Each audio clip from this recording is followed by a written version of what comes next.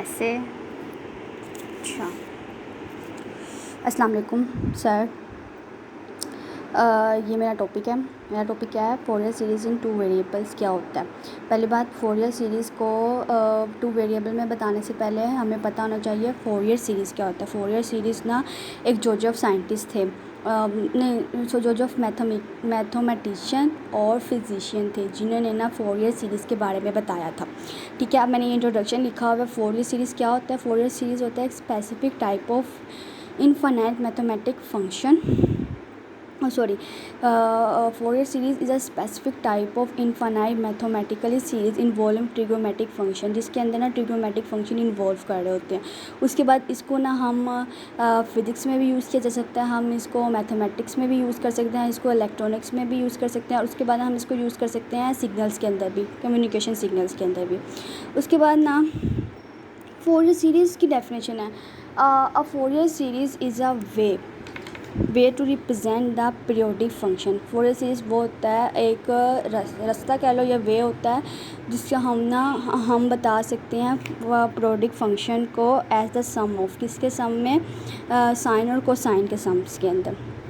उसके बाद ना फोरियर सीरीज़ जो होती है ना वो हमारे लिए बाउंड्री वाली प्रॉब्लम के लिए भी वेरी वेरी इंपॉर्टेंट होता है। ठीक है, उसके बाद ये जो है ना हमारे पास फोरियर सीरीज़ का फॉर्मूला है, और उसके बाद ये हमारे पास ना आप देख रहे हैं कि ये फंक्शन फॉर्मूले के अंदर ए नोट, ए एन और बी एन यूज़ हो रहा है। जो ए नोट, बी एन और ए एन जो होता है ना, इसको हम कहते हैं Fourier coefficient.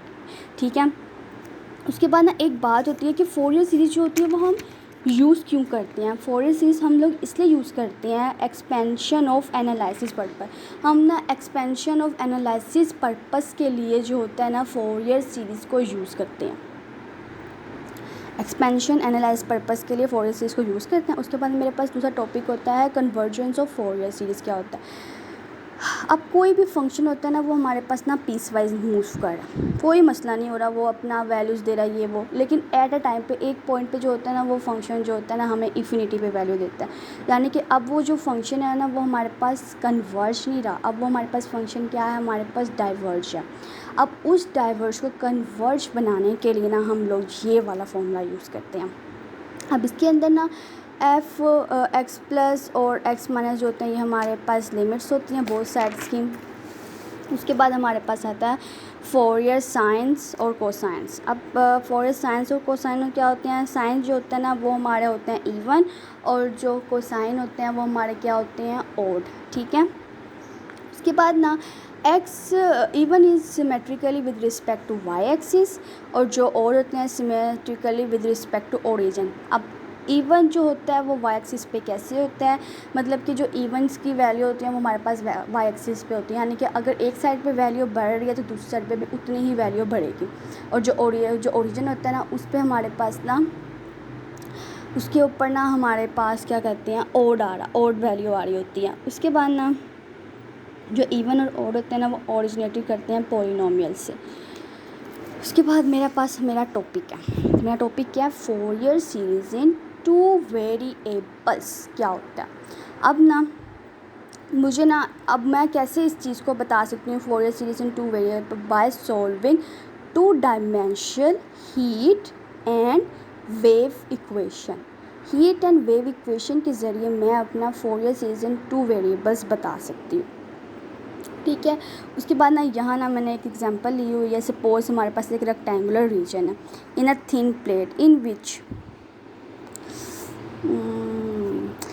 suppose a rectangular region in thin plate in which the temperature U is a function of time t and the position x and y जो है ना। उसके बाद कंडीशन जो हमारे पास क्या बनी, एक्स वाई, ठीक है, सपोज सेटिस्फाई जो होता है ना, ये जो कंडीशन है सेटिस्फाई कर रही है टू डायमेंशनल हीट इक्वेशन को, यानी कि हमारे पास अब वो टू डायमेंशनल हीट इक्वेशन क्या ये है। उसके बाद ऑन अदर हैंड उसने कहा सपोज टू rectangular color या frame over a thin flexible membranes have a sketch if the membrane is set in motion। अब जब वो है ना सेट इन मोशन में, यानी कि वो हमें डिस्प्लेसमेंट वगैरह भी दे रहा है, तो उसके अंदर जो हम लोग 2 डायमेंशनल वेव इक्वेशन यूज़ करते हैं, ये जो था हमारे पास 2 डायमेंशनल हीट था, ये जो था हमारे पास 2 डायमेंशनल वेव। उसके बाद जो बाउंड्री वैल्यू प्रॉब्लम है, अब बाउंड्री वैल्यू प्रॉब्लम जो होती है ना, उस solution of boundary value problem, जो बाउंड्री वैल्यू के सोल्यूशन होते हैं ना, involve and lead the concept, जो वो इन्वॉल्व होते हैं, जो उसके अंदर बाउंड्री वैल्यू पे इन्वॉल्व होते हैं, वो सब जो होते हैं ना, वो लीड भी कर इन्वॉल्व और लीड कर रहे होते हैं to Fourier series in 2 variables को। उसके बाद ना मैंने सर एक एग्जांपल की थी इससे रिलेटेड, हमें ना बाउंड्री वैल्यू प्रॉब्लम्स दिए हुए हैं, ठीक है। उसके बाद ना हमारे पास ना ये एक इक्वेशन है और ये जो है ना सब हमारे पास बाउंड्री वैल्यू प्रॉब्लम है। उसके बाद ना हमने सेपरेबल वेरिएबल निकाला। जब भी हम पार्शियल डिफरेंशियल इक्वेशन को जब भी हमने सॉल्व करना होता है ना, उसके लिए ना सेपरेबल वेरिएबल्स को सॉल्व करना बहुत ज़्यादा ज़रूरी होता है, ठीक है। इसके बाद ना we to find the product of the solution, ये हमारे पास सोल्यूशन था उसका, ये हमने जो capital X capital Y capital T, ये जो होता है ना हमारा क्या कहलाता है, फंक्शंस, ठीक है। उसके बाद नाउ सूटेबल, अब इस फंक्शन से रिस्पेक्ट ना हमने ना ये करना होता है। अब इसको एक्स से रिस्पेक्ट करेंगे, इसको वाई के रिस्पेक्ट करेंगे,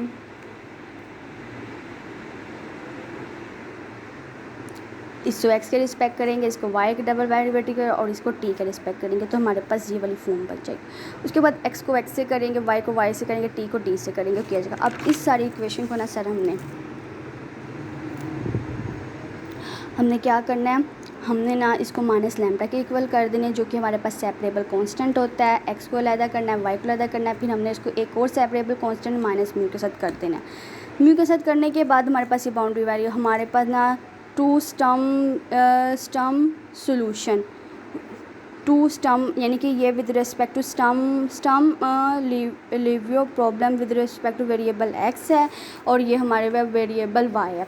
उसके बाद ये 3 केसेस हैं। ये 3 केसेस ना मैंने ना टॉपिक जो था ना, टॉपिक 13.2 है उसमें पढ़ा था, उसमें ये 3 केसेस यूज़ हो रहे हैं। लैम्डा जो होता है वो 0 की इक्वल का होता है, तो ये हमारे पास इक्वेशन बनती है। जब लैम्डा जो होता है पॉजिटिव होता है तो नेगेटिव होता है तो हमारे पास ये बनती है। जब लैम्डा जो हमारे पास नेगेटिव होता है जब पॉजिटिव होता है तो ये बनता है। सब कुछ होने के बाद उसके अंदर हमें ये बताया कि हमारे पास इसमें आइकन वैल्यूज़ भी होती हैं, आइकन फंक्शंस होते हैं। उसके बाद ना फिर सर हमने ना ये जो हमारे पास आइकन फंक्शन है ना, इसको लेके और जो हमारे पास इसको इस इक्वेशन में लेके ना हमारे पास ये सब कुछ सब्स्टिट्यूट वगैरह करने के बाद हमारे पास टी वाले ये वाली फॉर्म बन जाएगी, ठीक है। उसके बाद आता है अब हमने ना सुपर पोजीशन प्रिंसिपल इसमें लगाना है। सुपर पोजीशन प्रिंसिपल का हमारे पास ये फॉर्मूला है। अब उसके लिए हमें एफ ऑफ एक्स का पता होना बहुत ज़रूरी होता है। एफ ऑफ एक्स हमारे पास इसके इक्वल है। अब इसकी वैल्यूज़ जो होती हैं, ठीक है, वगैरह इसके अंदर ये ए नोट बी एम नोट इन सब की वैल्यूज़ जो होती है ना हमें ना ये गिवन है, ठीक है। इसको सब सोल्व करने के बाद हमारे पास ये बन जाएगा। ये हमने वैल्यूज़ निकाली है, ये हमारे पास गिवन है जो भी।